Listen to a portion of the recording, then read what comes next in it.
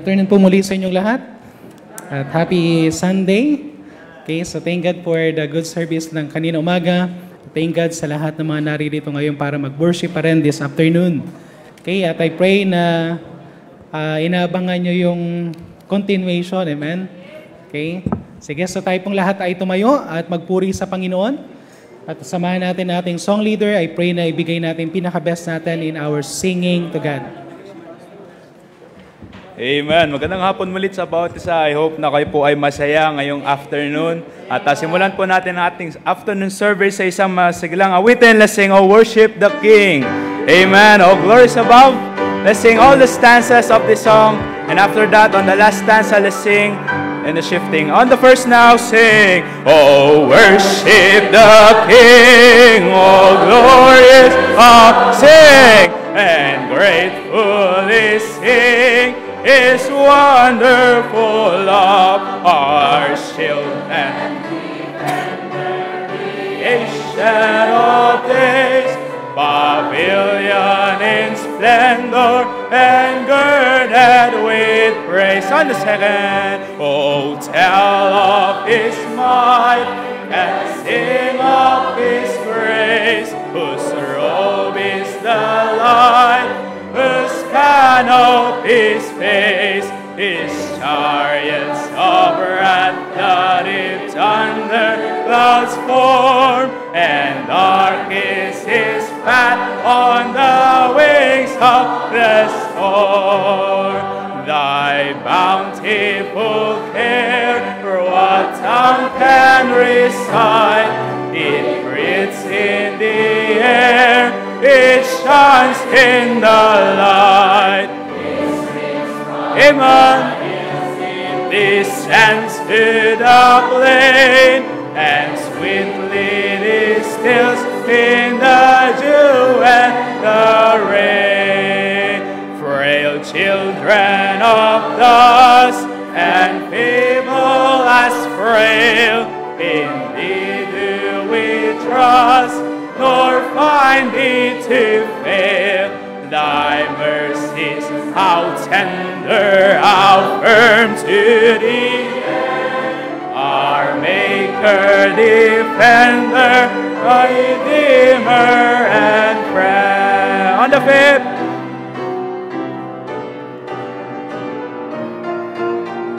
sing, "All hail to the King, in splendor and throne, glad praise which we bring, Thy wonders make known." Sing on, returning victorious, great conqueror of sin, King Jesus all glorious, our victory will win.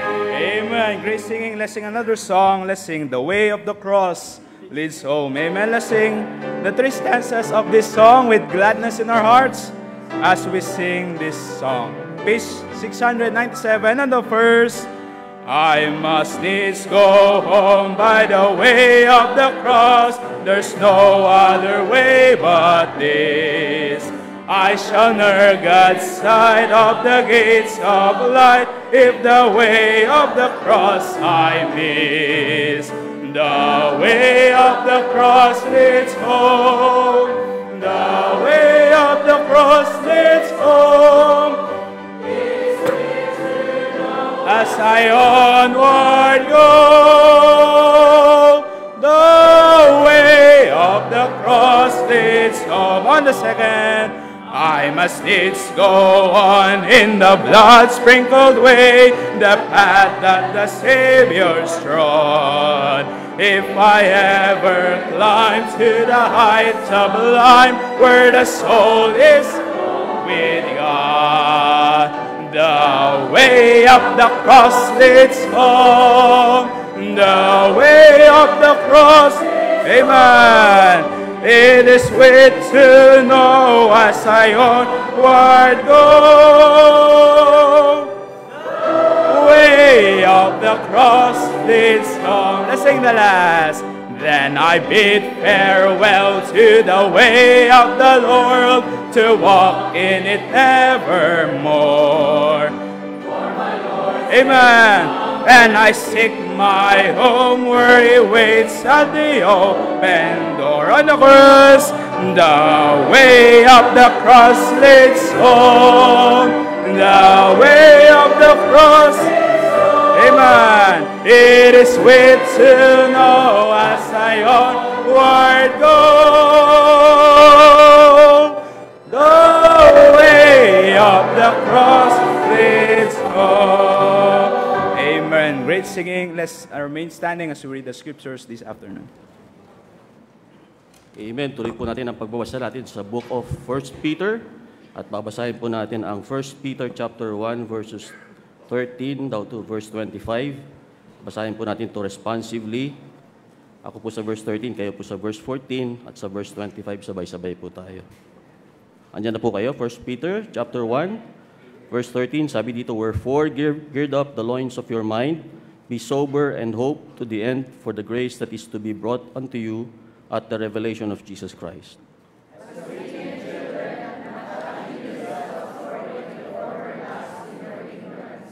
But as he which hath called you is holy, so be ye holy in all manner of conversation.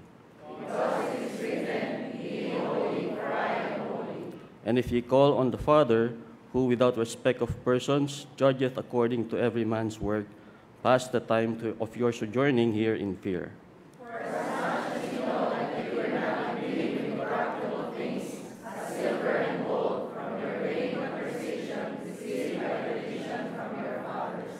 But with the precious blood of Christ, as of a lamb without blemish and without spot.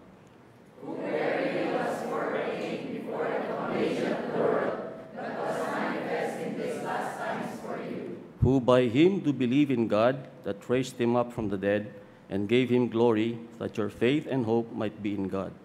Seeing you have purified your souls in obeying the truth through the Spirit and the unclean love of the brethren, see that ye love one another with a pure heart fervently. Being born again, not of corruptible seed, but of incorruptible, by the word of God, which liveth and abideth forever. For all flesh is as grass, and all the glory of man as the flower of grass. The grass withereth, and the flower thereof falleth away. Verse 25, but the word of the Lord endureth forever, and this is the word by the gospel is preached unto you. May God bless the reading of his word. Pastor. Amen. So sakto sa ating pinaka-theme this month, kay purifying our hearts. Tensely, kasi sinabi dyan, verse 15, but as he which hath called you is holy, so be ye holy in all manner of conversation. Okay? So kuman yan, amen?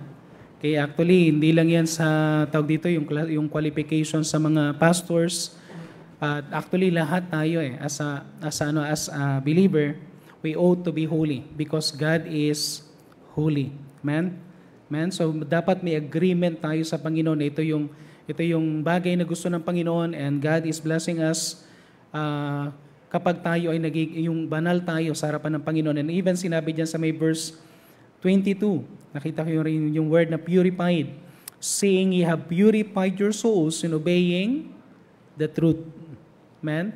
Obeying the truth through the Spirit.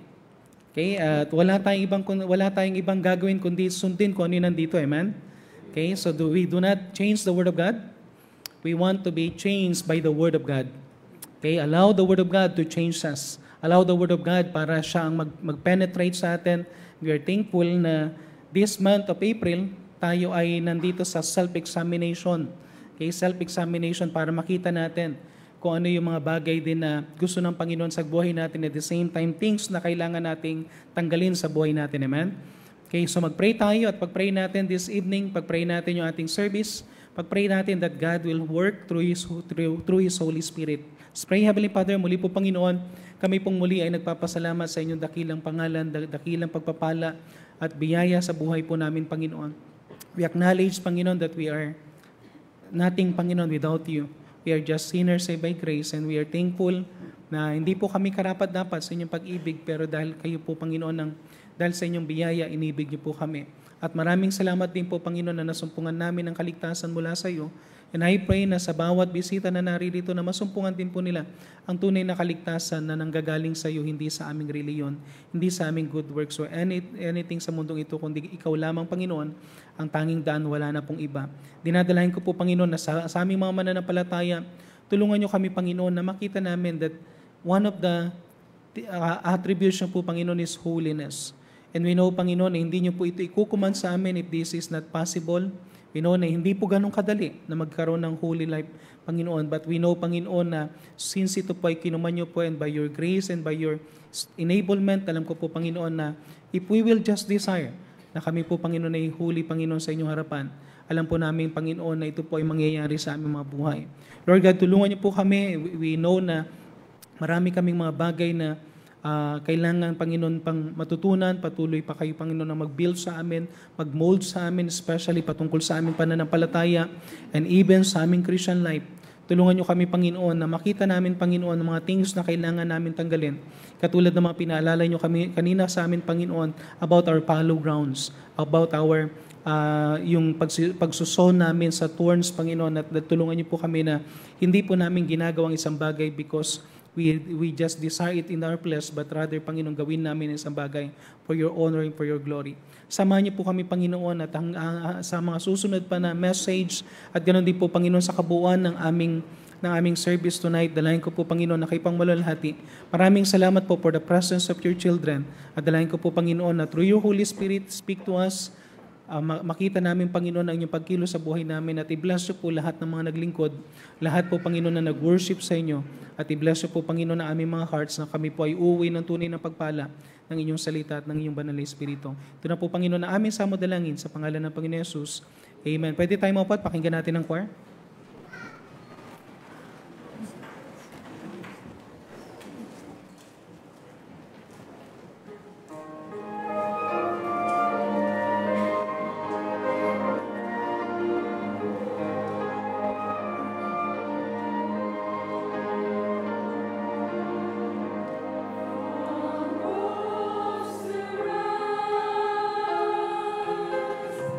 Battered and sold.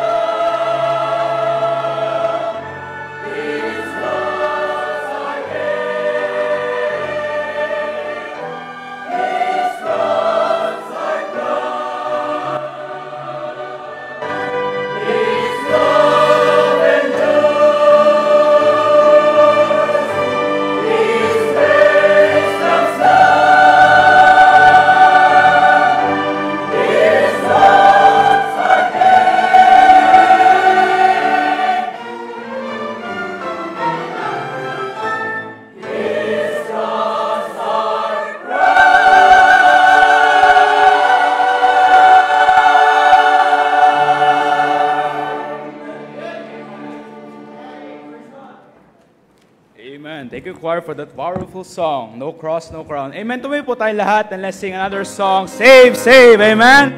Let's sing only the 2 stanzas of this song, and sa huli po, let's sing in a cappella on that chorus. Let's sing on the first. I found a friend who is all to me. His love is ever true. I love to tell how He lifted me, and what His grace can do for you. Saved by His power divine, saved in your life sublime. Life now is sweet and my joy is complete, for I'm saved, saved, saved. Take a war. He saves me from every sin and harm, secures my soul each day. I'm leaning strong on His mighty arm. He'll guide me all the way. Saved by His power divine, saved on the life sublime. Life now is sweet. Amen. For I'm saved, saved, saved. Let's sing the chorus in a cappella, only the congregation. Amen. On the chorus now, sing. Saved by His power divine, saved in your life sublime. Life now is sweet and my joy is complete, for I'm saved, saved, saved. Amen. You may now be seated and magandang hapon po sa inyong lahat. Sa mga onliner namin, magandang hapon po sa inyo. So, nagpapasalamat po tayo na nandito tayo at may service tayo sa ating simbahan. So, bago po ang lahat, sa mga bisita namin, welcome po. At bawat isa sa atin, pakisabi niyo po sa katabi niyo, welcome back. Dahil nasa likod mo, nasa gilid mo, sa harap mo, para at least may nakabati na kagad sa'yo, di ba po? Okay, hindi lang po kilala ang church natin as a mission-minded, as a soul winner. Sabi po sa Proverbs 18:24, he had a friend, must shew him friendly. So dapat po, ipinakikita natin, pag may bisita po tayo, kilalanin po natin sila. Kahit yung matagal na, may mga matagal na rito, hindi pa po natin kilala, di ba? Let's be friendly, okay? Okay, sa una-una po, welcome po natin, pinagpala po tayo ng maraming bisita, isa. Si Jerome Zamora. Pwede kang tumayo, Jerome? Salamat sa pagpunta mo. At yung siyam po, yung siyam sa Sunday darating. Kaya ipag-pray nyo po, mag-soul winning po tayo. So, yan po ang ano. Huwag nyo po kakalimutan lagi na magbigay ng tracts. Marami po tayo dyan at may tiga-imprenta po tayo ng tracts. Pag po yung manghinayang. So, batiin na po natin ang mga may birthday. Birthday, lumabas ka na. Yun. So, amen! Aaron, happy birthday sa'yo, Aaron, ha? April 8, okay? Happy birthday, Aaron. Sunod po natin. Hoy, si Ate Selly. Happy birthday, April 8 din po. Asan na sila? Ayun po, si Ate Selly. Teacher Rosaline Satunero, April 11. Asa taas po siya. Oy, si Harold Jr. Galyasa. Asa na siya? Saan na? Sa Hawa na. Happy birthday. Oops! Ate Ruby! Ito na naman. Isang bilaong pansit dyan, ha? April 14 po. Si Monica Karungay. Happy birthday. April 14 din po. Hoy, happy anniversary. Si Lito and Elaine Cansiran. Hindi namin nakilala, nakasalamin kasi. Happy anniversary din po sa inyo. April 10. And meron po ba? So pwede nyo pagsama-samahin nyo po yung birthday nyo, anniversary, at tawagin nyo lang po kami. Available po kami. So welcome namin at maraming salamat po sa inyo at magandang gabi po sa inyong lahat.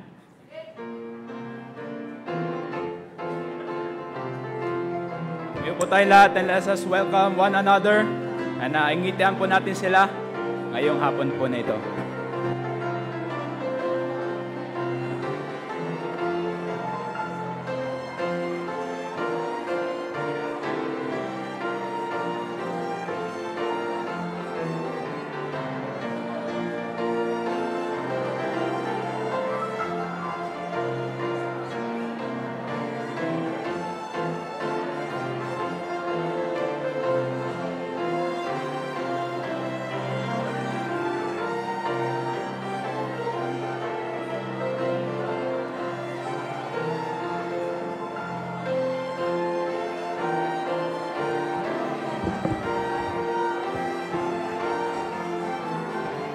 Amen. Habang bumabalik po tayo sa ating mga upuan, let's sing our welcome song. Welcome to LBC.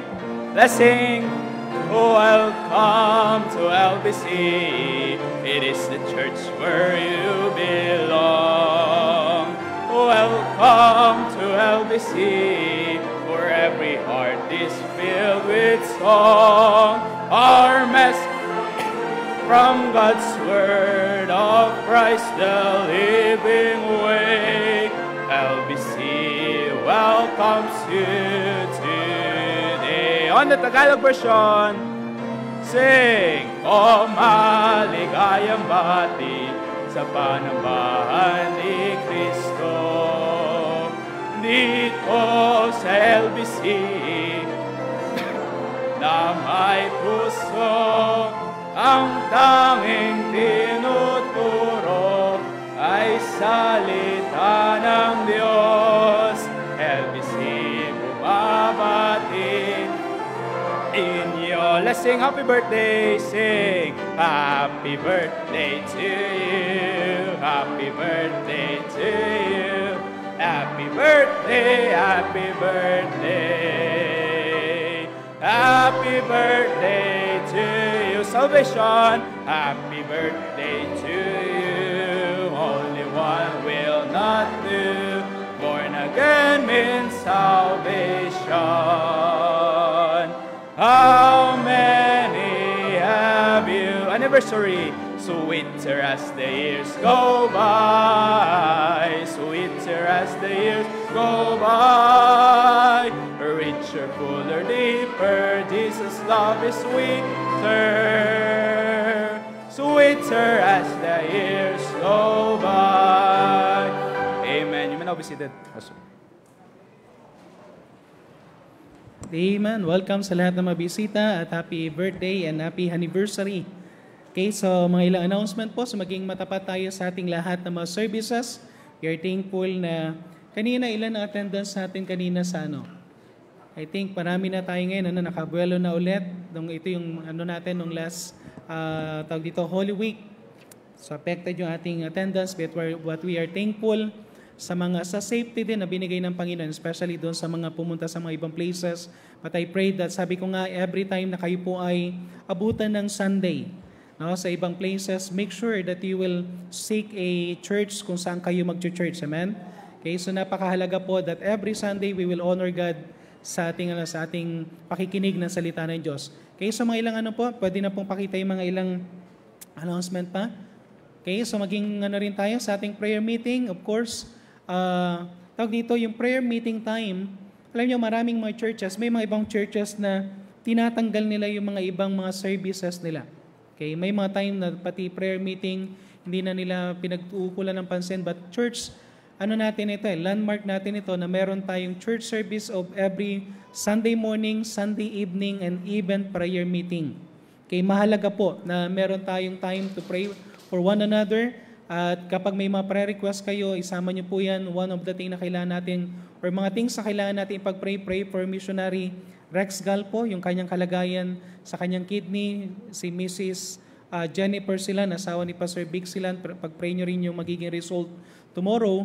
And kay Sister Birna, na nasa siya ngayon, pina-check up siya kahapon, but I think siya ay na-confine. kay dahil sa kanyang panghihina. So pray for our brethren na may mga karamdaman, at kung may mga prayer request kayo, sama niyo po dyan, no?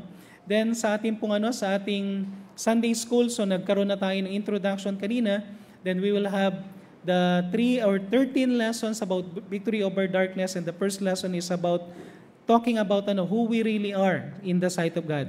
Okay, who are you in the sight of God? So napakahalaga na pag-aralan natin kung sino tayo, kung ano yung sinasabi ng Bible, hindi yung sinasabi ng dyablo. Amen? Okay, kasi ang dyablo, ang gagawin niya sa atin is, ano niya tayo para bang sasabihin niya tayo dun sa past natin. But we need to realize yung past natin nung tayo bago maligtas, kinalimutan na ng Panginoon.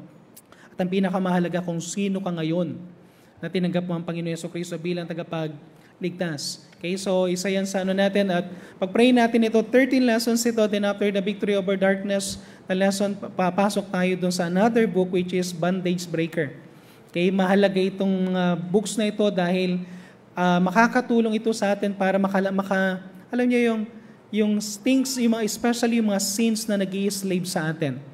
Okay? Maraming tao, even Kristiyano, na hindi sila nagiging victorious. Why? Because of sins in their life. Okay? Because of sin in their life. At we need to realize, umalis tayo sa mundo. And we are children of light. We need to be different from the world. Amen? Amen? So wag nating gayahin yung mundo. Amen? Amen? Kaya kapag nakita talaga tayo sa damit pa lang, postura pa lang natin, dapat alam, Kristiyano ka Okay? No, mga kababaihan, merong damit para sa prostitute, hindi tayo ganun. Amen? Ladies, hindi kayo ganun ha. So, dapat makita yung holiness sa inyong kasuotan, ganun din sa mga men. Tawag dito, wag nating gayahin ang mundo. Kaya upcoming events, April 21 ang ating Lord's Supper. So, meron tayong Lord's Supper every second month. Then, Youth Revival natin, May 1. Ang team natin is Ignite.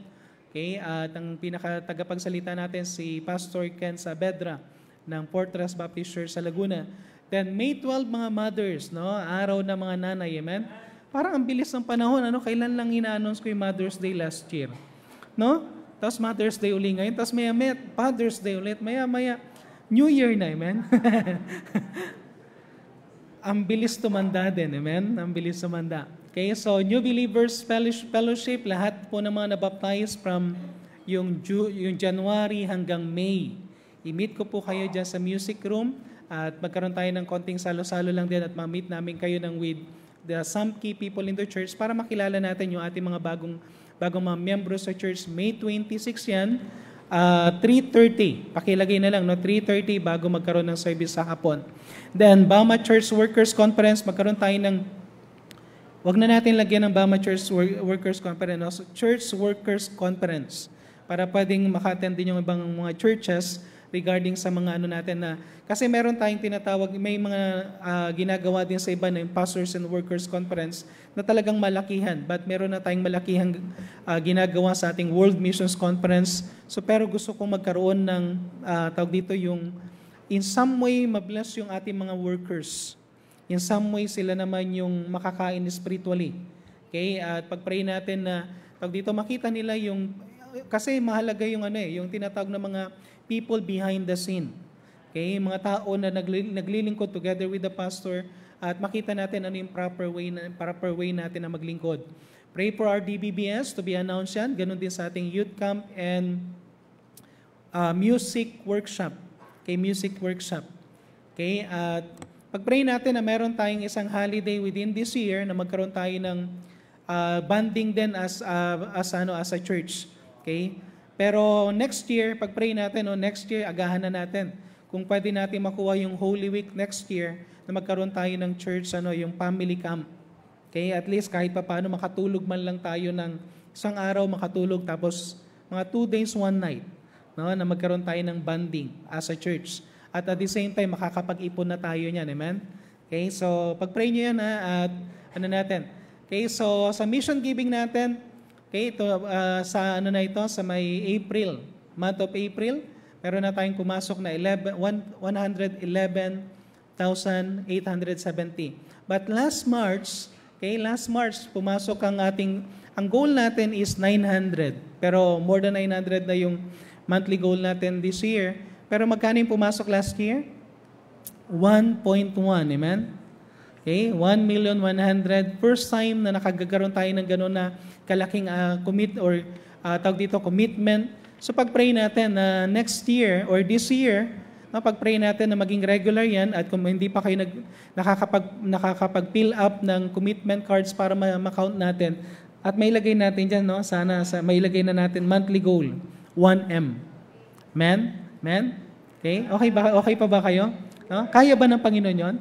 Okay? Kaya eh. Parang sinasabi ng Panginoon, nagugulat tayo minsan eh. No? Pinag-pray natin, Lord, pag-pray natin na bago yung missions conference, dito, bumanat yung natin, yung sa may Mars. Pero nakakagulat, no?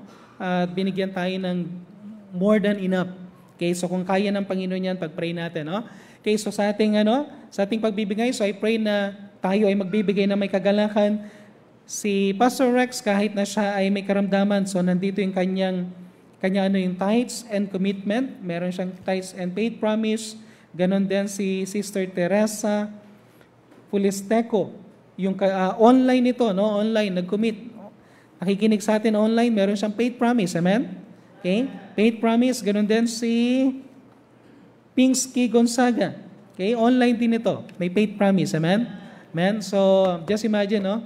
Nakikinig sila sa atin but they want to have a part sa ating paid promise. Pag-pray natin, marami pang nakikinig na magkaroon ng bahagi sa gawaing misyon. Amen?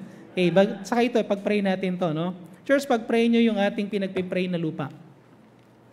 Okay? Bukas, magbibigay na ng earnest money. Okay? Bukas, magbibigay na ng earnest money. At pag-pray natin kasi kulang pa tayo. Ang lakas ng loob natin, ano? Pero kulang pa tayo ng almost 10M. Maliban pa dun sa gagastusin natin na panglakad pa. Okay? Pag-pray natin to. Church, sasama nyo lang sa prayer. Walang imposible sa Panginoon. Amen? Amen? Okay, pag-pray natin na ganun din sa mga nakikinig online, if God will speak to your heart. Okay, sa lahat din sa atin. Pag-pray natin na ayokong yung wag nating, as a church, wag tayong humiram sa labas. Kung gusto natin na ma-purchase natin yan. At the same time, hindi ko rin alam kung mabibenta natin ng kagad yung old building at pag-uusapan pa namin ni Pastor Brown, meron pa siya mga katanungan. Pero pag-pray natin na mabili natin yan. If God open it, yung inopen yan ito ng Panginoon, then pag-pray natin na mabili natin. Amen? Okay, so sama nyo lang sa prayer. Okay, so dala ko rin yung aking commitment sa building and every afternoon binibigay ko yung aking building commitment. So pwede tayong tumayo lahat at ihanda natin ating sarili sa ating pagbibigay. Amen. Let's sing Count Your Blessings, name it one by one. Let's sing only the first stanza as we prepare our tithes and offering. Let's sing on the first now. When upon life's billows you are tempted, tossed, when you are discouraged, thinking all is lost, count your many blessings, name them one by one, and it will surprise you what the Lord hath done. Count your blessings, name them one by one. Count your blessings, see what God hath done. Count your blessings, name them one by one. Count your many blessings, see what God hath done. Please pray po. Hello. Let's pray. Dear Heavenly Father, maraming salamat po sa hapong ito. We praise and thank you and glorify your name, Panginoon. Salamat at dinala niyo mo kami sa church upang makinig ng iyong salita at sumamba sa inyo. Bless niyo po ang aming giving and use this, Panginoon, sa inyong gawain at lumagana pa po, Panginoon, ang gospel. Maraming salamat, O Lord. In Jesus' name we pray.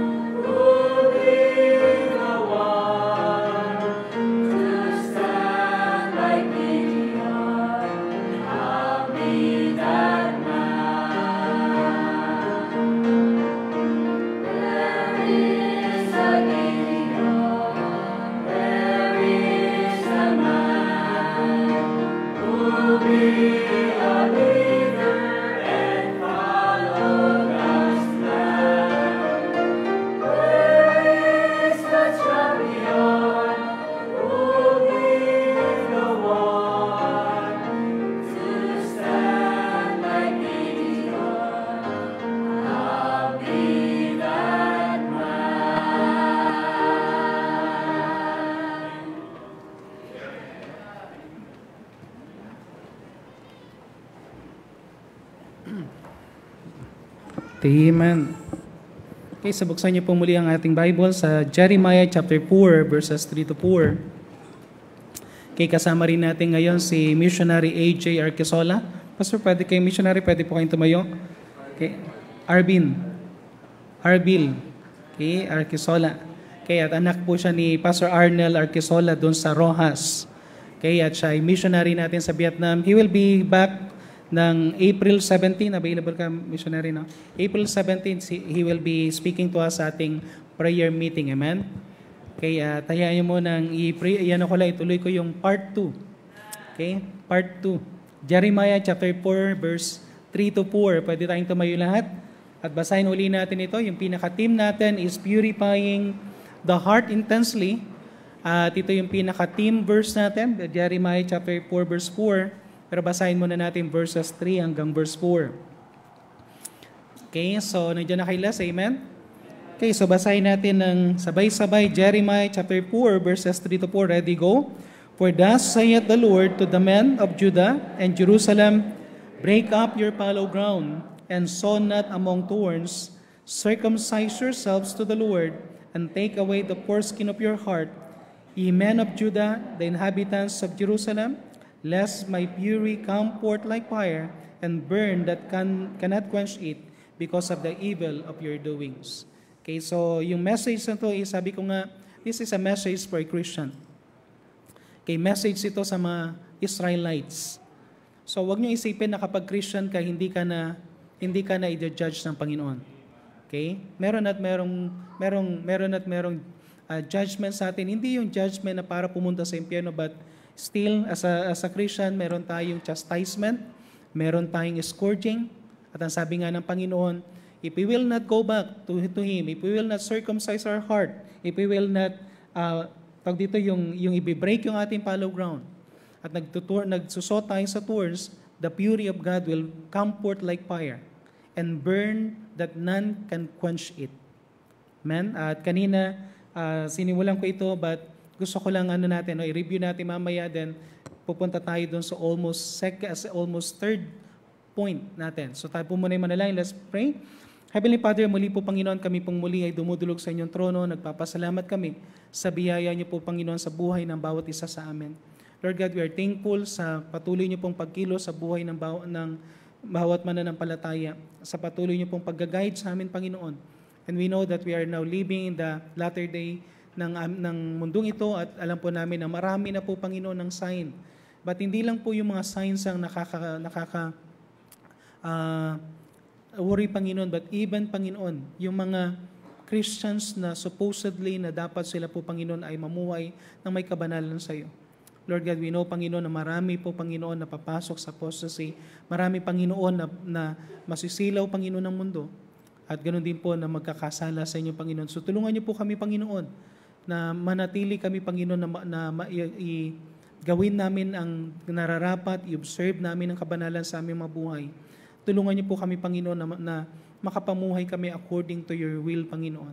At dalahin ko po, Panginoon, na samahan niyo pang bawat isa sa amin, hindi namin ito kaya mag-isa. Alam po namin, Panginoon, na kayo lamang po makakapag-strengthen sa amin to do what is right for you, Panginoon. Ito na po, Panginoon, at dalahin ko po, naggabay niyo po kami sa kabuuan na aming message. Samahan niyo po ako ng iyong banal na Espiritu. Ito na po ang aming samodalangin sa pangalan ng Panginoon Jesus. Amen. Okay, pwede na tayo maupo. Okay, so kanina nakita natin dito yung sabi ko nga, yung first thing na nakita natin is breaking our fallow ground. Okay, the fallow ground means, yung fallow ground na yan is something na, yung isang soil na na-plow na, ibig sabihin na araro na, dati ng dati ng tinataniman. But for some reason, bigla na lang hindi na tinaniman. Okay? So hindi ito yung parang napakatuyong-tuyo lang na ground, kundi sabi nga, yung fallow ground na to is na dati nang natiniman, dati nang nagkakaroon ng plants, pero for some reason, bigla na lang hindi tinaniman, at habang tumatagal, tumitigas. Amen? At nagkakaroon din ng thorns. Kaya nga, we need to break our fallow grounds. At nakita natin yung mga several things na kailangan natin i-break sa buhay natin. At i-break natin yung one is i-break natin yung fallow ground by allowing God's Word to burn in our hearts again. Okay? Hayaan natin na mag-burn uli yung salita ng Diyos. Go back to to the Word of God. Before, very tayo pagdating sa salita ng Diyos. Very eager tayo magsaliksik, pero later on, bigla na lang tayong huminto. There are things na kailangan nating balikan. Okay, sinabi ko nga doon sa Galatians chapter 5 verse 7 kanina, you did run well, who did hinder you? Anong naghinder sa'yo? Samantalang dati naman, ginagawa mo na. Dati naman, meron ka ng bagay na ginagawa para sa Panginoon, bakit bigla kang huminto? Okay? Sometimes, ang pinaka-reason natin is, hindi na natin ina-allow yung Word of God. And sometimes, because of discouragement.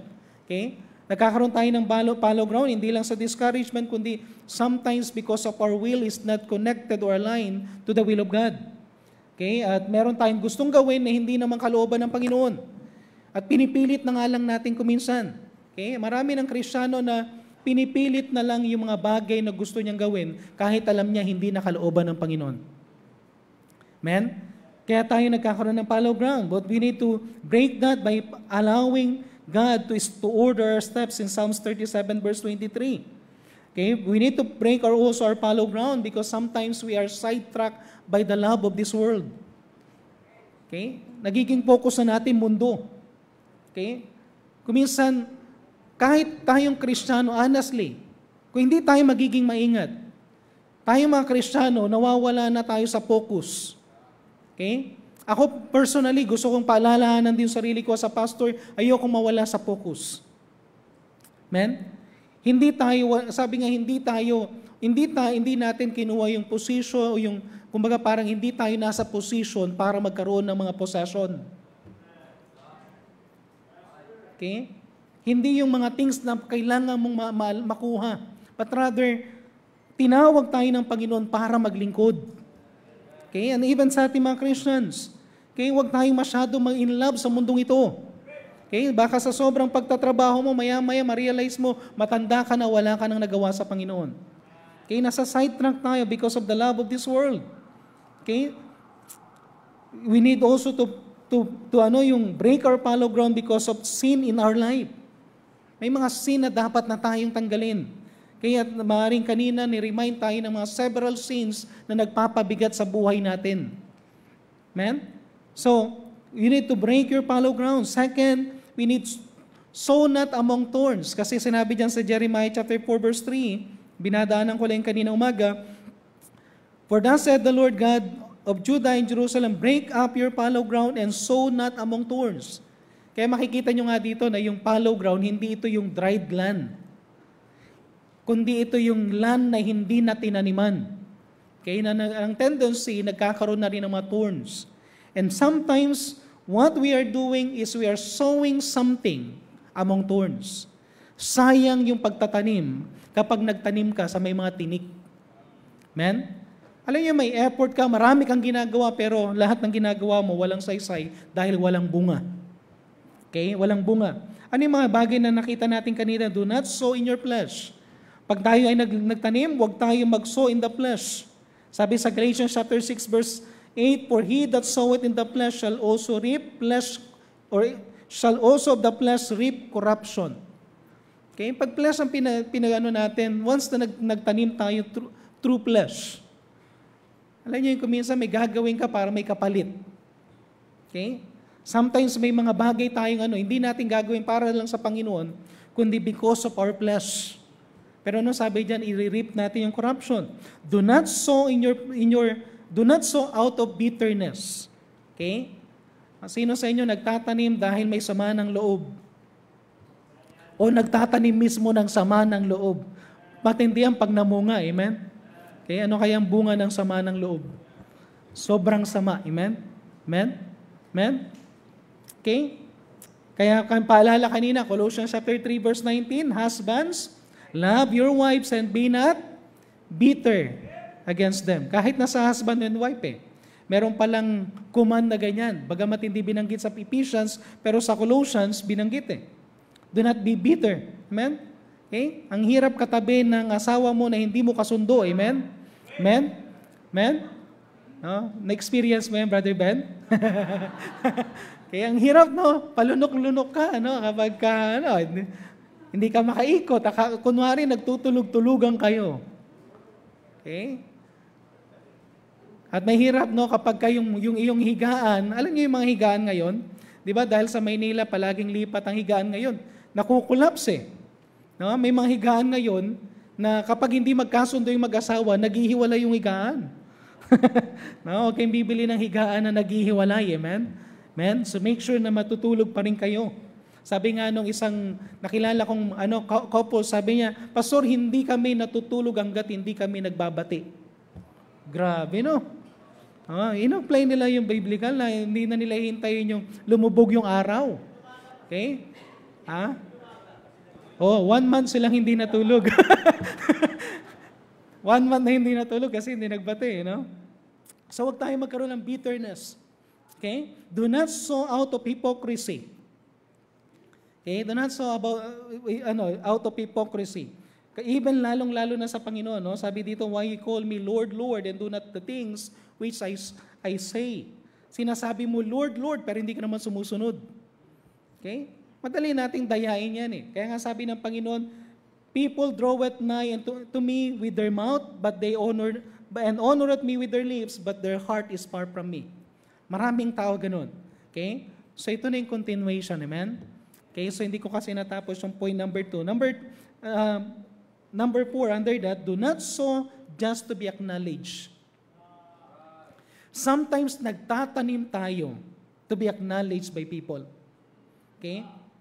Para bang hindi ka kikilos kapag hindi ka in-acknowledge. Pag hindi ka natapik, magtatampo ka. Okay? Sabi nga dito sa Matthew chapter 6 verse 5, even sa prayer, when thou prayest, thou shalt not be as the hypocrites are, for they love to be praised standing. Saan sila nagpipray? In the synagogues, in the corner of the streets, that they may be seen of men. Sometimes ang service is we are serving to be seen by men. Service to be praised by men. Verily I say unto you, they have their reward, hindi yan positive reward. Pag sinabi ng Bible na reward, ibig sabihin merong yan. Dalawang klase ng reward yan, negative and positive. Okay? Kaya sabi sa Ephesians chapter 6 verse 6, not with eye service as men pleasers, but as the servants of Christ doing the will of God from the heart. Okay? If you're doing something, make sure you do it right. Do it God's way. Okay? Ibigay mo yung best kahit walang nakakakita. Okay? Hindi yung parang ang bilis-bilis mo, ang sipag-sipag mo pag walang nakakakita. Okay? Young people, kuminsan nasisisi ang church eh. No? Sasabihin ng mga magulang, ang sipag mo sa church. Tapos dito sa bahay, hindi magugas ang pinggan, hindi. Okay? Mag-ingat tayo, no? Baka ang sipag-sipag natin dito, pero galit na yung nanay nyo. Baka pag bumisita si Brother Ben, sabunutan si Brother Ben. Amen? Mga pag bumisita yung pastor, galit na sa Pastor Y. Ang bukang bibig, pupunta kasi ko sa church. May gagawin kami sa church. Bakit ka ginabi? Ang dami kasing ginawa sa church. Pero sa bahay, walang magawa. Okay? Bakit masipag sa church? To be seen by others. Pero pagdating sa bahay, okay, kayo mga may nililigawan, interviewin ninyo yung magulang. Kasi kuminsan pakitang tao yan. Amen? Pero sa bahay, kilala yan. Sabi, nililigawan mo anak ko, maghandang-handa ka na. Hindi marunong magluto yan. Hindi marunong maghugas ang pinggan. Hindi marunong maglaba. Lahat ng gawain ng bahay, gagawin mo. Magulat ka na lang, ano? Amen? Kaya nga alam niyo, isang tao, malalaman mo isang tao that is sowing something na alam mo ginagawa niya for the Lord because he is doing it even walang nakakakita. Even hindi ma-acknowledge. Amen? So be sure na kapag may ginagawa tayo, not to be seen by men. Hindi para purihin tayo. Okay? Another thing, do not sow out of greediness. Okay? Anong ginagawa natin? Kuminsan, Pastor, bakit hindi ako binibless? Tithes naman ako ng tithes, ba't walang bumabalik? Ano ang ginagawa mo? You are giving para magkaroon ka ng something pabalik? Or you are giving because you want to honor God? Sometimes kasi akala natin pag No, merong nakakagulat eh. Kuminsan, meron nagbiro na pastor na, bakit ang ganda ng asawa mo, pastor? Kasi tinights ko yan eh. Tinights ko yan. Ngayon, may gumagawa na rin. Nagtatights nakalagay para sa lifetime partner. Okay, may technique pala, no? May technique. Okay? Nagtatights, ha? O kaya, nagtatights para sa advanced tights. Maganda yung advanced tights. Pero alam nyo, wag natin gagawin na isang bagay para ibigyan ng kapalit ng Panginoon. By the way, kahit anong gawin mo, kapag hindi mo alam mo, wala kang hiningi sa Panginoon, kaya nilalagay ko sa sarili ko, I do not deserve anything. Kapag nagsuserve tayo sa Panginoon, sabihin mo sa Panginoon, I do not deserve anything, Panginoon. And if you do not deserve anything, then do not demand anything from the Lord. Kung ano yung pinaglingkod mo, ano sasabihin mo, I am just a unprofitable servant. Ginawa ko lang ito. Because of you, Panginoon, gawin ko lang ito. Ang Panginoon na magbabalik. Alam niyo, mas maganda kung ang Panginoon ang magre-reward. Amen? Okay, Joshua chapter 7 verse 20, tingnan niyo yung greediness na Achan.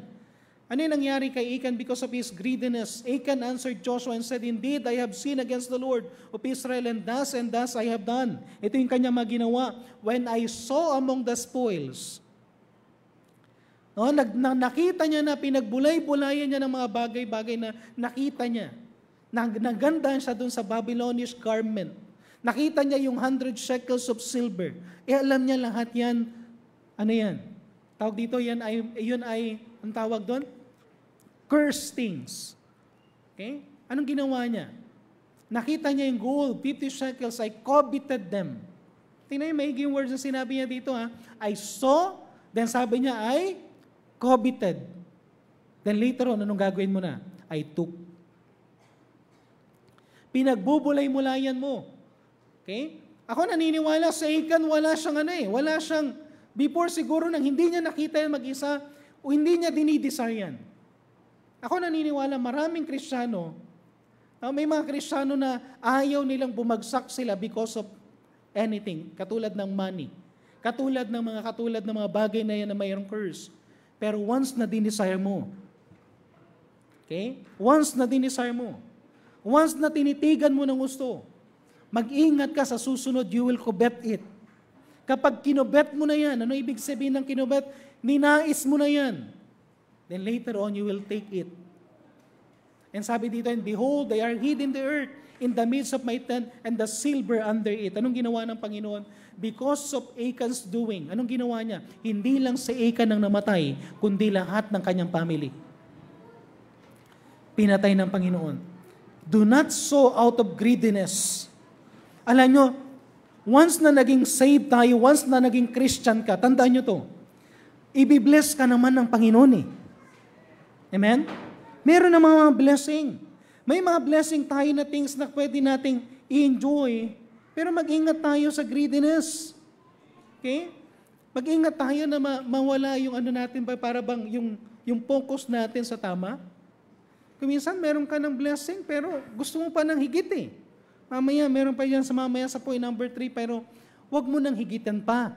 No? Wag mo nang masyadong naisin yung mga bagay na hindi kalooban ng Panginoon. Third or last, do not sow something that will be burned in judgment seat of Christ. Kung magtatanim na rin lang tayo, seryosohin mo na. Amen? Pag naglingkod ka sa Panginoon, seryosohin mo na. Okay? Make sure na nagsaserve ka. Pag sinabi mong tinawag ka ng Panginoon, then walang makakapag-discourage sa'yo. Tinawag ka eh. Amen? Walang magiging reason sa'yo para mag-quit. Kapag may sinabi kang gagawin ka para sa Panginoon, hindi ka ma-open sa ibang tao. Amen? Okay? Sabi niya dito sa 1 Corinthians chapter 3 verse 12, Now if any man build upon this foundation gold, silver, precious stones, wood, hay, stubble. Pag may ginagawa tayo, ano kaya ang simbolo ng ginagawa natin? Katulad ba ito ng gold, silver, and precious stones?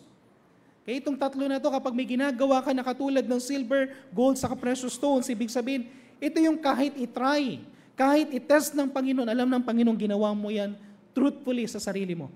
Truthfully, ginawa mo yan para sa Panginoon. Pero kapag sabi dito, kapag yan ay wood, hay, stubble, tingnan yung sinabi sa verse 13, every man's work shall be made manifest, for the day shall declare it. Ngayon, hindi mo pa makikita yan. But someday in the sight of God, someday in the judgment seat of Christ, i-declare ng Panginoon anong ginawa mong paglilingkod. Eh, alam nyo, madali lang gawin ang lahat ng bagay dito sa mundo. Pwede nating pikiin lahat eh. Amen?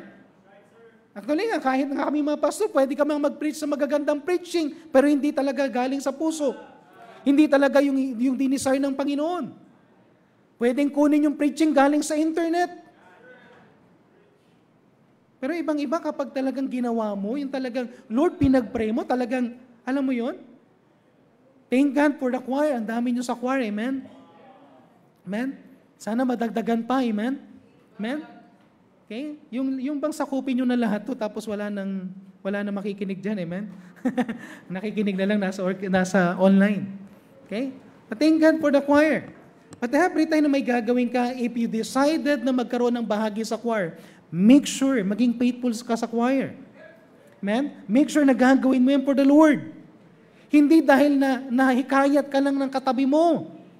Amen? Hindi dahil nandiyan si crush. Amen? Hindi dahil para lang marinig yung boses mong golden voice. No? Kuminsan na lang yung sa choir, hindi na maganda ang choir kapag yung isa ang lakas-lakas, tapos yung mga iba ang hina, di ba? Kaya nga dapat yan, dapat pantay-pantay yan eh.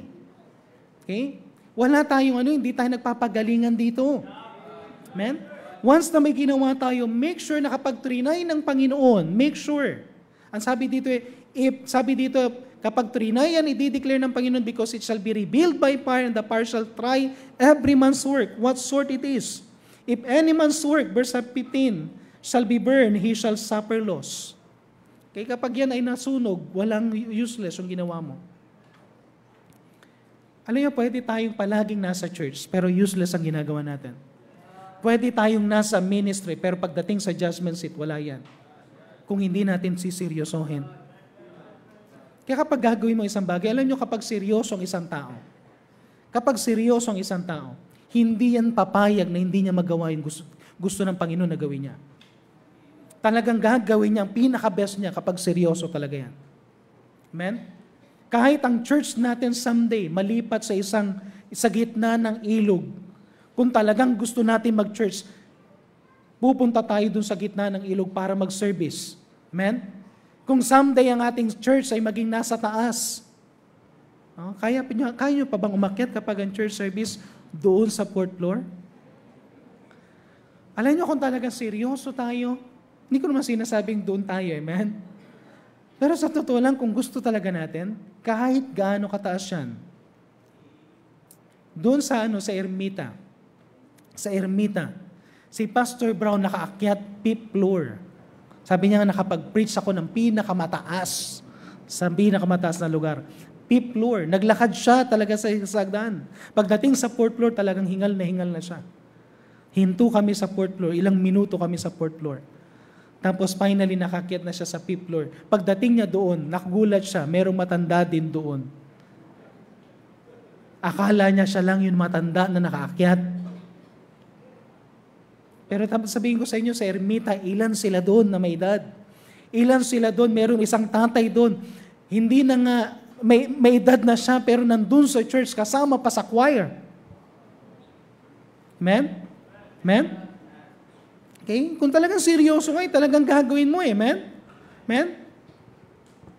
Okay? At dapat tayong mga Kristyano, walang hindi imposible yan. Kapag gusto mo talagang ginagawa mo. Si Nanay Goring, no read, no write, pero nakapagtapos ng Bible Institute. Nakapagtapos ng Bible Institute na at the age of 65. Amen? Amen? May mga iba sa atin, hindi pa 65.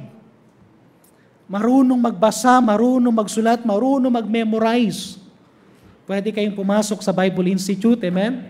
Amen? Seryosohin natin yan kung talagang gusto natin. Amen? Walang imposible.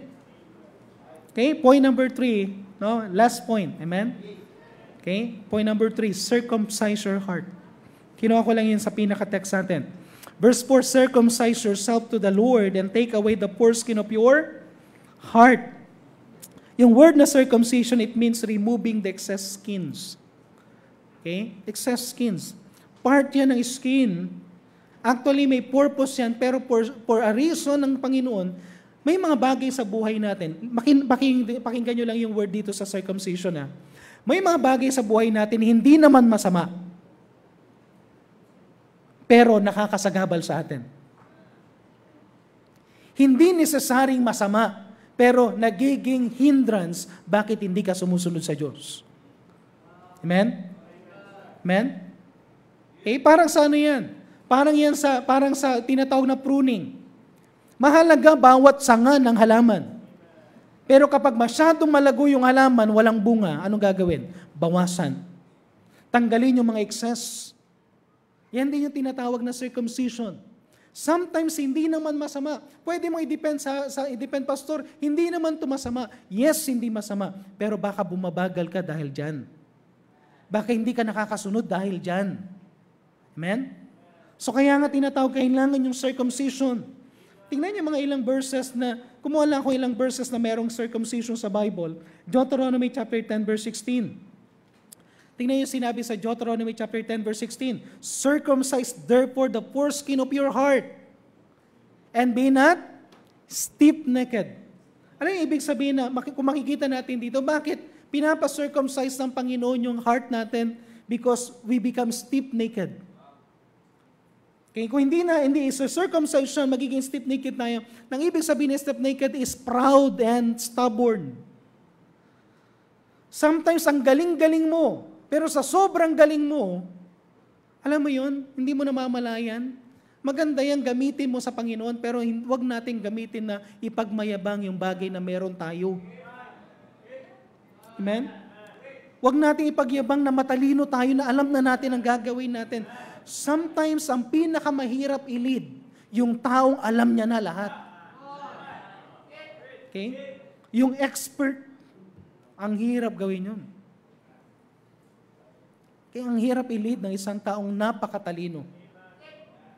Pero ano sabi ng Panginoon, di ba? Kung makikita natin, ang Panginoon, gusto niya maging ang attitude natin katulad ng isang bata na marunong magtanong, marunong mag-ask sa Panginoon, Lord, I need your guidance.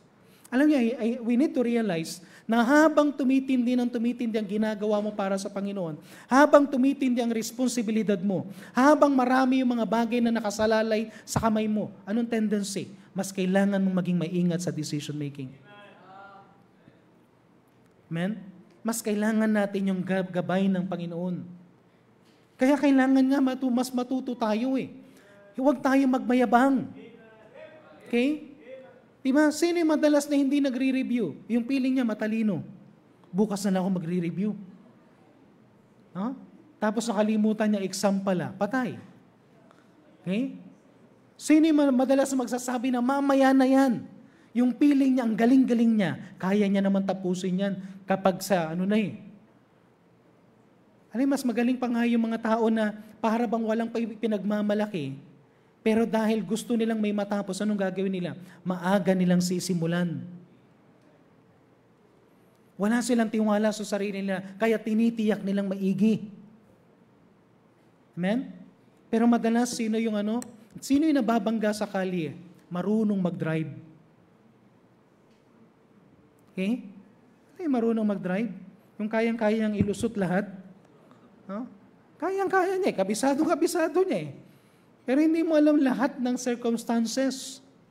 Hindi mo kontrolado lahat. Okay? Ang isang tao na magiging mas magiging maingat.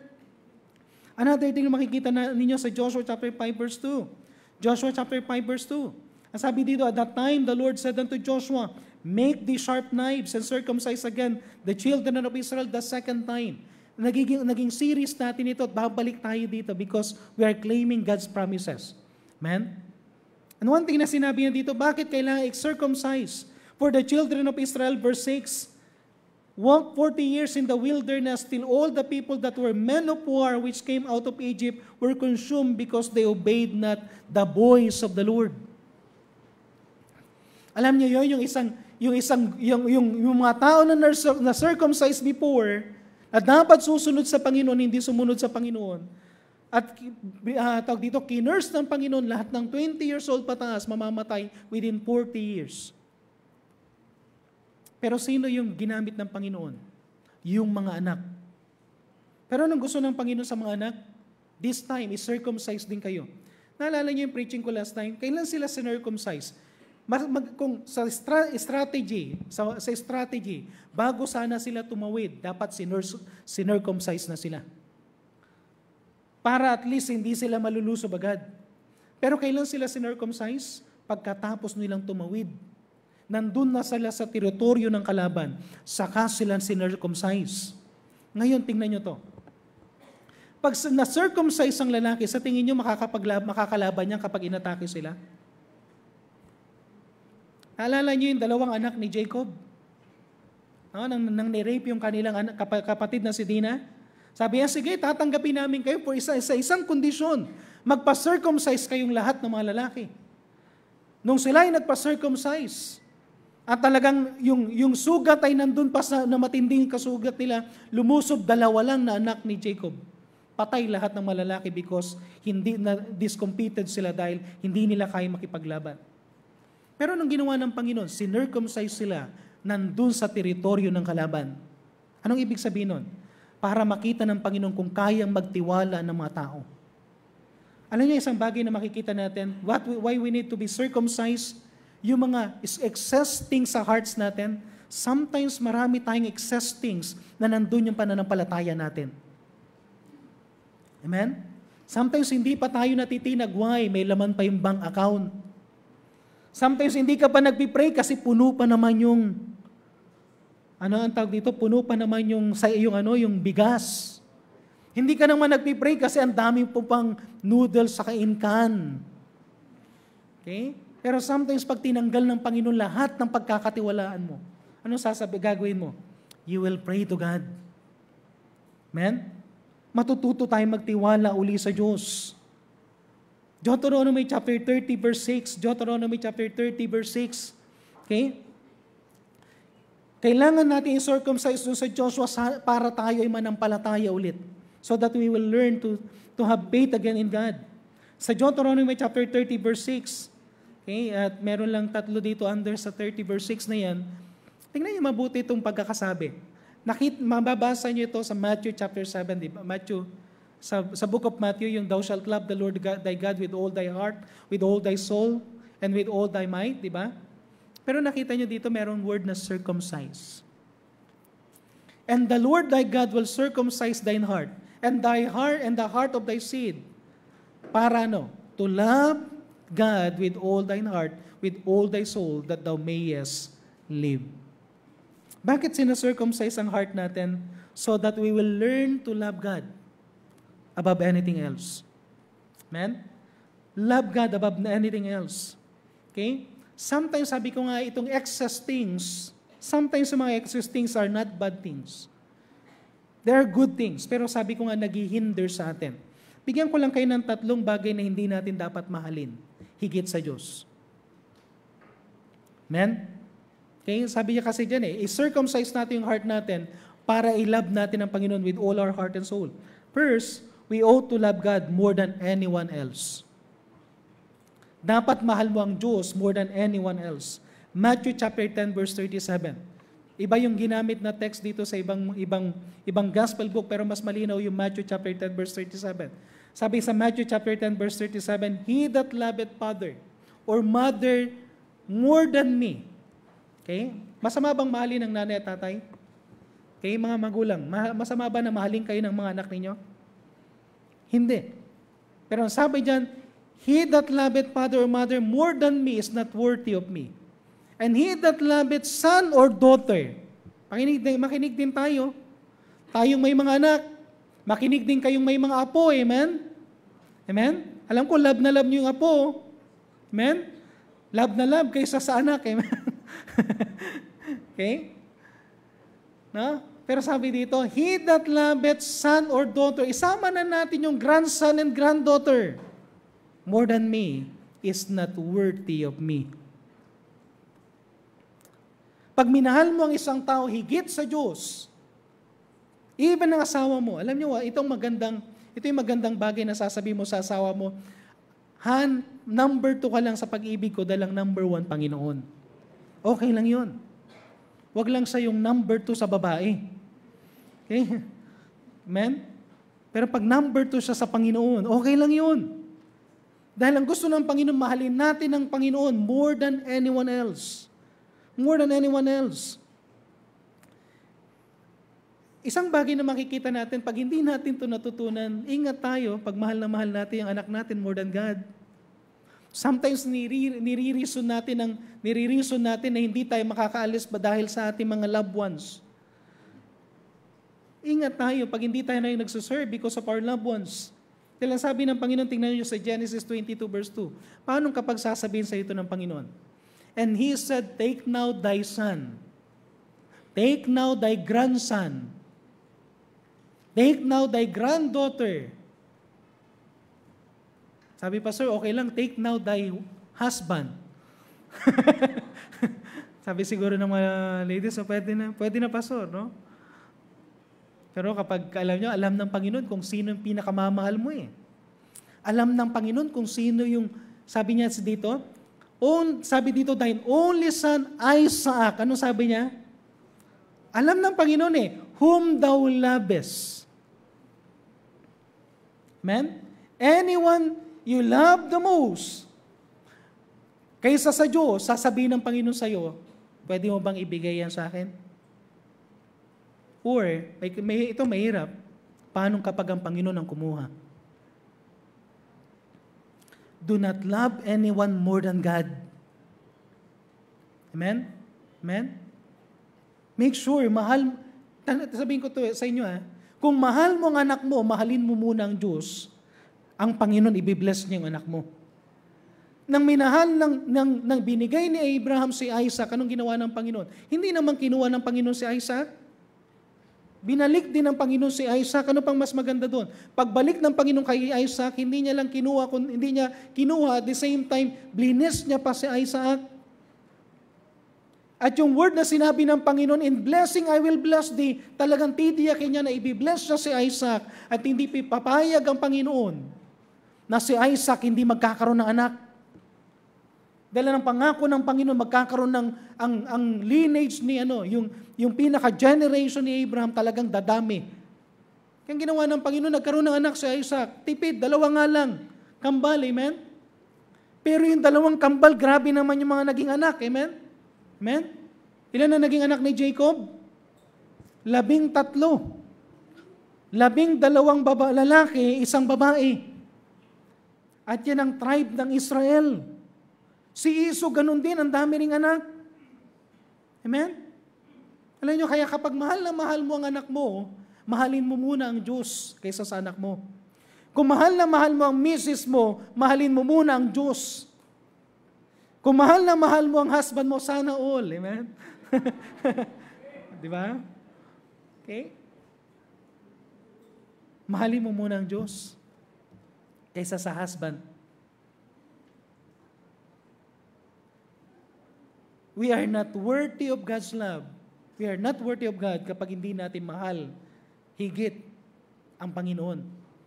Kaya kayong mga nagliligawan, sometimes ba talagang grabe talaga, no? Bakit bumabalik ako rito? Marami kasi nang nagliligawan, amen? Huwag mong mahalin yung tinatangi mo o yung sinisinta mo. Ano pa? Tinatangi, sinisinta, iniirog. Okay? More than God. Amen? Amen? Kapag wala siya, dapat nasa church ka pa rin. Baka pag nawala siya, nasaan kaya siya? No? Hindi na makapag-concentrate kasi tingin ng tingin, ba't wala pa siya? Late na siya. May kasakit, hindi na nakikinig sa preaching, may sakit kaya siya? Ma-text ko nga. Wala na. You are not worthy of God's love. Okay? Do not love anything more than anyone else. Luke chapter 16 verse 13. No servant can serve 2 masters. For either he will hate one and love the other, or else he will hold the one, despise the other. You cannot serve God and money. Man? Man, yung mammon dyan is money. So we ought to love God more than anything else. Love God more than anything else. Okay? Hindi mo ginagawang isang bagay. Be careful, no? Walang masama magkaroon ng ambisyon. Men? Sino sa inyo may ambisyon? Taas ang kamay. Sino sa inyo walang kaambi-ambisyon? Sagwa naman nun, ano? Wala kang plano sa buhay mo. Okay na, dapat meron kang plano, meron kang gustong mangyari sa buhay mo. But mag-ingat tayo sa ambisyon natin, na nakapokus na tayo sa ambisyon natin at hindi na sa Diyos. Na masyado na tayo nakapokus sa gusto nating marating, pero wala na tayong paglilingkod na ginagawa. Walang masamang kumita ng pera. Amen? Sino dito gustong kumita ng pera? Taas ang kamay. Sino dito gusto nyong tumaas ang sweldo? Taas ang kamay. Sino dito gustong mag-boom yung business? Of course. Amen? Okay? Basta ang business mo, yung tama, ha? Ang mahirap na magkaroon ng business, yung hindi mo pwedeng buy one, take one, yung punerarya, no? Bebenta ka ng atol, buy one, take one. At ang hirap na ipag-pray, no? Magpipray ka, Lord, sana maraming mamatay.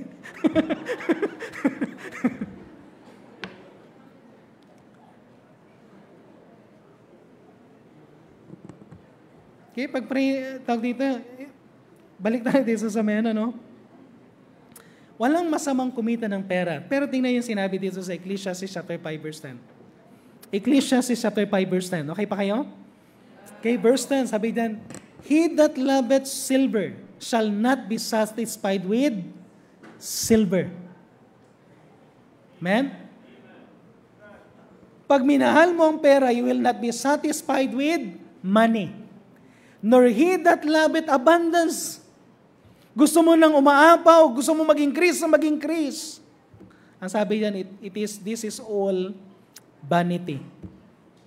Ulitin ko, walang masama na ipag-pray mo yan. But make sure may ginagawa ka para sa Panginoon. Amen? Make sure na ikaw ay nagiging faithful sa Panginoon. Alam nyo, the more na binibless ang business mo, the more na dapat ka nagsuserve. May mga iba, akala nila pag blines na yung build, yung ano nila.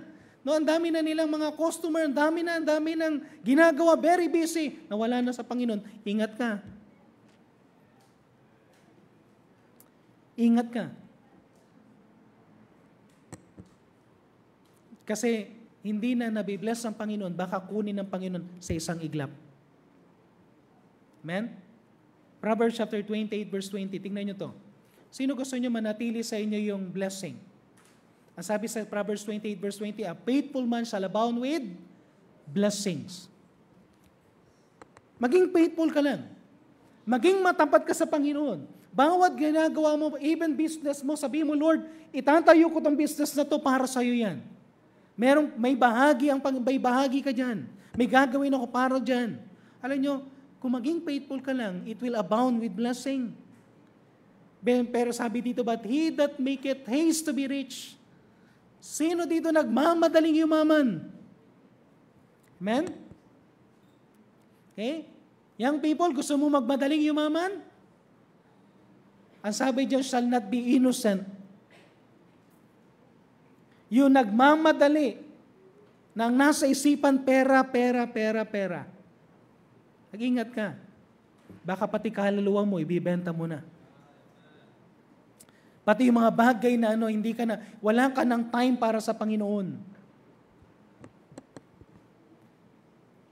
Alam niyo ito, magandang bagay na ginagawa. Kapag may blessing tayo, the more na nakakatanggap tayo ng blessing, the more na lumuluhod ka sa Panginoon para magpasalamat. The more na humingi ka ng kapatawaran, Lord, hindi ko to deserve. At the more na nagsasabi ka, Lord, ano bang gusto mong gawin ko kapag binibless mo ako? Maraming tao sa Bible, blinas sila ng gusto katulad ni Abraham. Si Jacob blines ng husto. Dinoble lahat ng meron siya. Si David blines ng husto. Pero ano makikita natin sa mga tao na yan? Hindi sila nawala sa focus. Sinong nagsulat nitong bagay na to? Si King Solomon. Sa sobrang dami ng blessing ni King Solomon, anong nangyari? Mag-ingat tayo kapag marami tayong pera. Nakakasilaw ang pera, amen? Amen? Amen? Amen? Sometimes kapag mabibili mo na lahat, ano pa bang hindi ko nabibili? Maya-maya makakaisip ka, pati babae bibilihin mo na. Alam nyo, yung mga tao, yung mga kalalakihan, hindi sila, yung mga nambababae, meron pang ekstrang pera yan eh. Pero pag walang ekstrang pera yan, walang papatol dyan. Amen? Amen? Amen? Kaya kung minsan, Lord, wag mo nang bigyan ng pera yung asawa ko.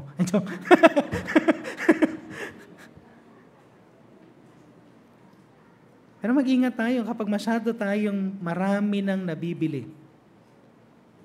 Kapag hindi na tayo nakukontento. Amen? Amen? Okay? Sabi ulitin ko, hindi masamang magkaroon ng blessing. Just be faithful. Just be faithful. Make sure na may ginagawa ka para sa Panginoon. Then last, we ought to love God more than ourselves.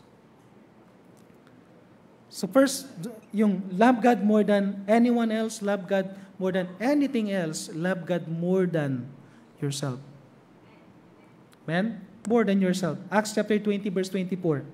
But none of these things move me.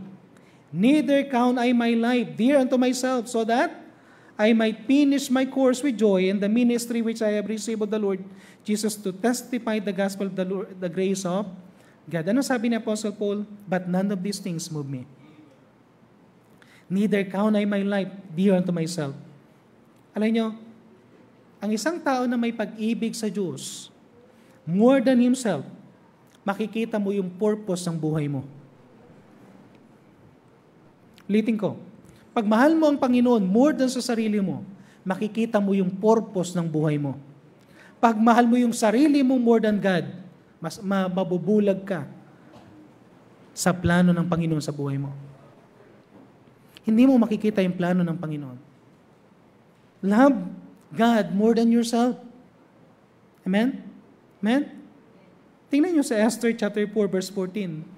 Esther chapter 4 verse 14. Si Esther, blines siya ng Panginoon. At ang sabi sa kanya ni Mordecai, if thou altogether holdest thy peace at this time, sige, panatag ka dyan at wala kang gagawin, and then shall their enlargement and deliverance arise to the Jews from another place. May ibang gagamitin ng Panginoon para i-deliver mga Israelites. Kasi nanganganib yung buong Israel. Nanganganib yung kanilang angkan doon sa kanilang kaharian.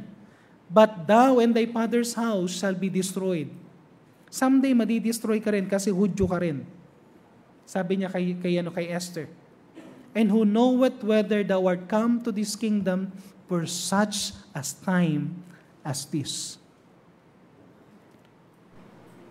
Si Esther nilagay sa position for a purpose. Si Esther blines for a purpose. Alam niyo, kapag masyado nating mahal ang sarili natin more than God, hindi natin makikita na may purpose pala ang Panginoon. Bakit ka nilagay at this moment of time? Bakit ka blessed at this moment of time? May mga bagay tayong mga blessing. Bakit tayo blessed? Because for such a time as this. Amen? Anong ginawa ni Esther? Then Esther bade them return to Mordecai this answer.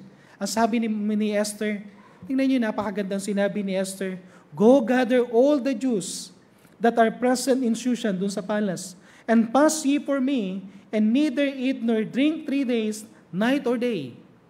I also and my maidens will pass likewise, and so I will go into the king, which is not according to the law.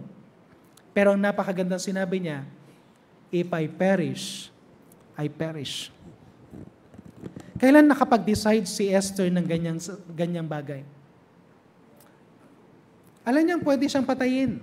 Pwede siyang mapahamak pag pumunta siya sa hari without yung anything na pinatawag siya ng hari, walang reason. Bakit siya nandoon? Ano sinabi niya? If I perish, I perish. Why? He loved his God more than herself. Church, pag may mga bagay, may mga mangyayari sa buhay ng church natin, do you love God more than yourself? Amen? Amen? Do you love God more than yourself? Alam ko may mga need tayo. Alam ko may mga bagay na pangangailangan sa buhay natin. But what if God will say something na, this time gusto kong i-test ang faith ninyo? Are you willing na i-test yung faith natin at ipakita natin, Lord, I love you more than anyone else, more than anything else, and more than myself? Kaya mo bang gumawa ng pagpapasya na ipakita na mahal mo talaga ang Panginoon? Amen? Church, pag-pray nyo to. Ako hindi na ako mapakali sa bagay na to. Bibilihin natin yung property. Earnest tayo bukas. Marami akong alternative na pinag-iisipan. Pero isang bagay na inaano ng Panginoon, nasaan yung faith? Could we exercise our faith sa bagay na yan?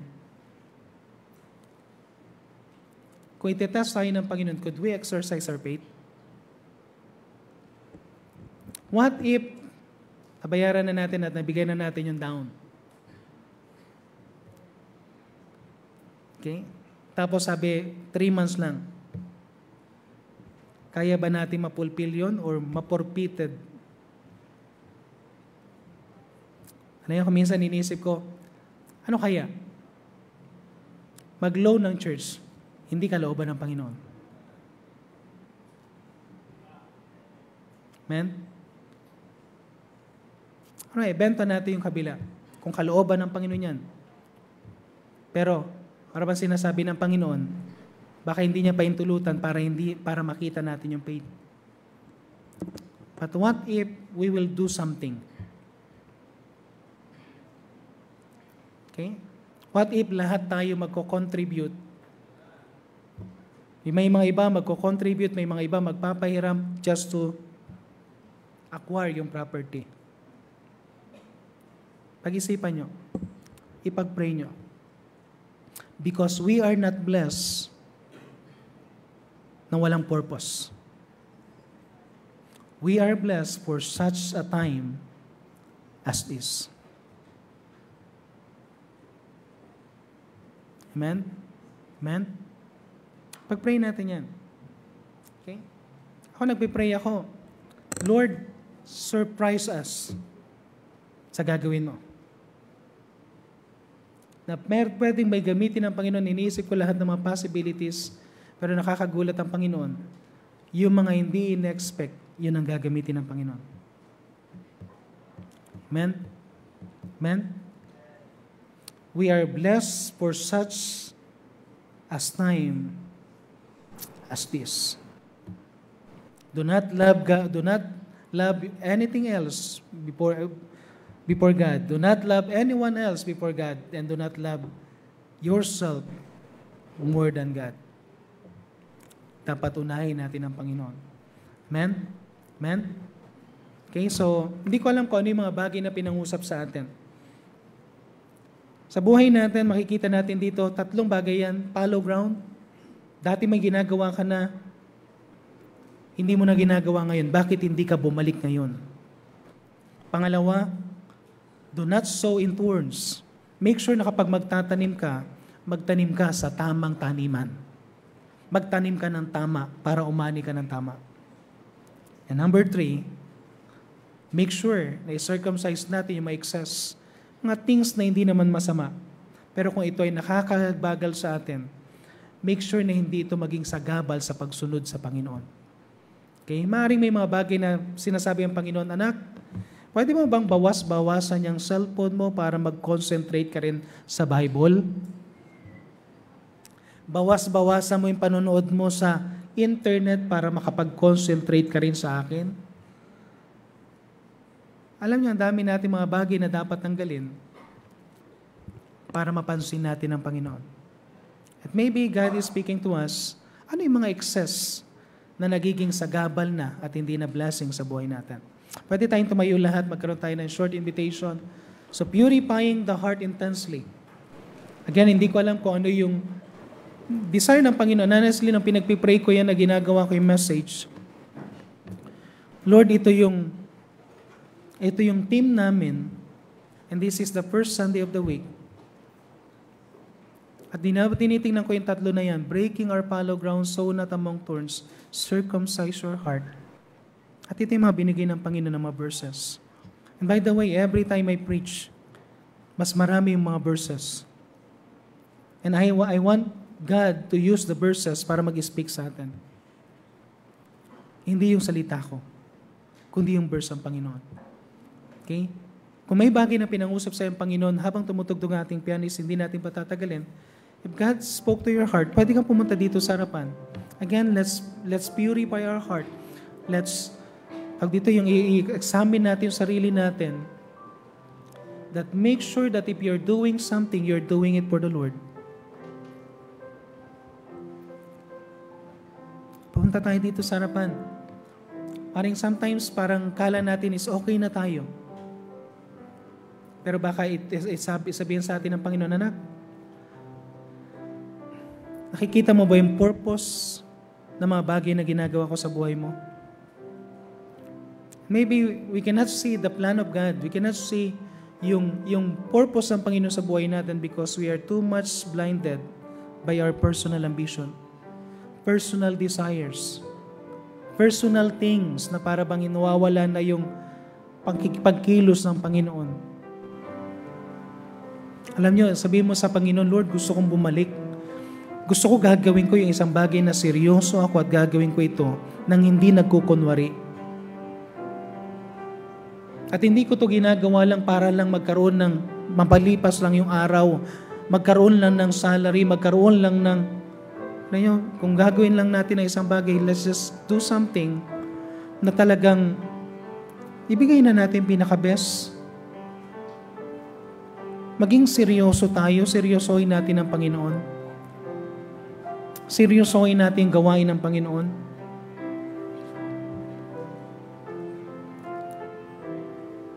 Maraming illustration from different places kung paano ang mga tao nagpagamit sa Kanya. And I pray sa Laloma Baptist Church, makita palagi natin yun. Makita natin palagi yun. If you are first-time visitor ngayong hapong ito at wala ka pang katiyakan ng kaligtasan, taas mo ang kanang kamay mo, gusto namin i-share sa'yo kung paano mo tanggapin ang Panginoon bilang tagapagligtas. Meron ba dito na wala pang katiyakan ng kaligtasan? Gusto mo siyang tanggapin sa puso mo bilang tagapagligtas, taas mo ang kanang kamay mo. Meron ba? Okay, meron ba?